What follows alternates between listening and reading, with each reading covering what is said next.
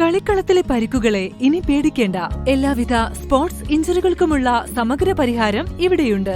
ABC orthopaedic hospital, near Kairali theatre, Calicut road, Manjeri.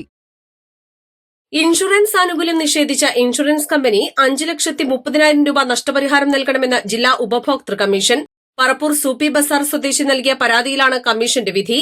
പരാതിക്കാരന്റെ ഉമ്മ കരൾ സംബന്ധമായ അസുഖത്തിന് പെരിന്തൽമണ്ണ EMS ആശുപത്രിയിലും കോഴിക്കോട്ടെ മിംസ് ആശുപത്രിയിലും അഡ്മിറ്റ് ചെയ്തിരുന്നു.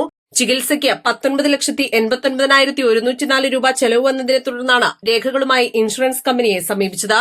എന്നാൽ ആശുപത്രി രേഖയിൽ അസുഖത്തിന് 3 വർഷത്തെ പഴക്കമുണ്ടെന്ന കാരണത്താൽ ഇൻഷുറൻസ് ആനുകൂല്യം നിഷേധിക്കുകയായിരുന്നു. മുൻകാല ചികിത്സാ രേഖകൾ പരാതിക്കാരൻ ഹാജരാക്കിയില്ലെന്നും കമ്പനി ആരോപിച്ചു.